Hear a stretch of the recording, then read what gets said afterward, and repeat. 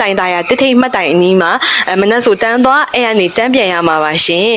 အမတို့လာလောက်ကင်မယ်ဆိုရင်တော့ဒီတင်ငန်းကျွန်းလာစရာမလိုပါဘူးလိုင်မြို့နယ်အတွင်းလှုပ်ရှားဖွေနေသူလေးအတွက်သတင်းကောင်းလေးတစ်ခုယူဆောင်လာပေးပါရရှင်အမတို့ဟုတ်တန့်ရှင်ကုမ္ပဏီဓာတ်ရိုက်အခကြေးငွေတပြားတစ်ချက်မှပေးစရာမလိုပဲနဲ့တန့်ရှင်ရေးကြားမ30ဦးခေါ်ယူဖို့ရှိပါရရှင်ပညာရေးချင်းအမတို့မလိုအပ်ပါဘူးရှင်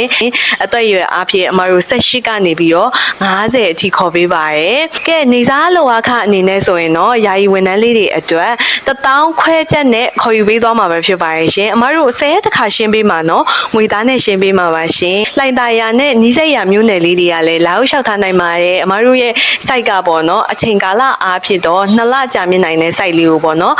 တန့်ရှင်ရဲ့အတွက်ယာယီဝန်ထမ်း30ဦးခေါ်ယူရပါရှင်အမတို့ဒီလှိုင်သာယာနဲ့နီးစပ်ရာအင်းစိန်တို့လိုမျိုးပေါ့နော်ကိုလာလို့နီးစပ်တယ်ဆိုအဆင်ပြေပါရဲ့နေရာအနေနဲ့ဆိုရင်တော့လှိုင်သာယာတစ်ထိတ်မှတ်တိုင်အနီးမှာရှိတဲ့ကွန်ဒိုတစ်ခုကိုအမတို့ကတာဝန်ယူပြီးလုပ်ကင်ပေးနေရပါရှင်ဟုတ်ပြီကိုကအလုပ်လာလျှောက်ခြင်းနဲ့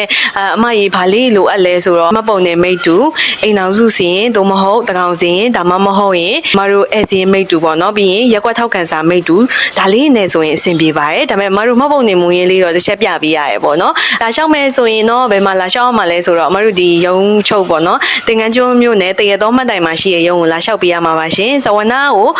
ကိုက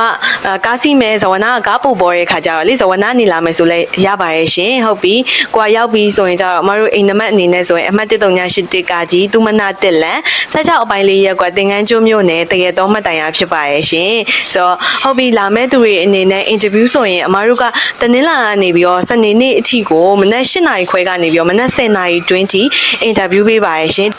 မလာခင်လေးတစ်ခုလေးတော့ရှိရဲ့ရှင်ဖုန်းလေးတော့ကြိုပြီးတော့ဆက်ပေးပါနော်အမအခုဖော်ပြထားတဲ့ဖုန်းနံပါတ်လေးကိုမနက်8နာရီခွဲကနေပြီးတော့ညနေ9နာရီအထိဖုန်းလေးတော့ကြိုတင်ဆက်သွယ်ပြီးတော့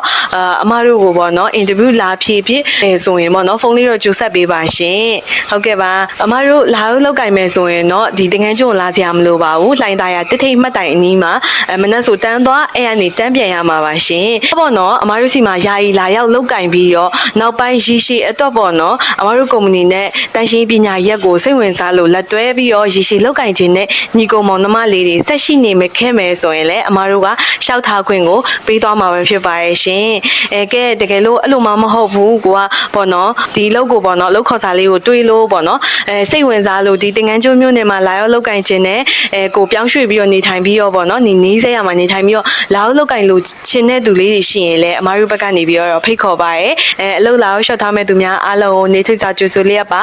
ပညာရေးချင်းမလိုဘူးအခကြေးငွေတပြားတစ်ချက်မှပေးကြမလို့ဘူးကုမ္ပဏီဓာတ်ရိုက်ခေါ်ယူပေးရပါ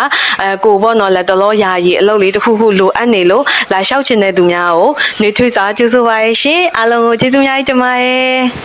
အသက်အရွယ်ပညာရေးချင်းလုံးဝမကြည့်ရဲ့စူးစမ်းချင်သူတိုင်းအတွက်အခွင့်အရေးရှိတဲ့ဟုတ်တယ်ရှိပါအလုံးလို့ရဟုတ်ရှိရဲ့နော်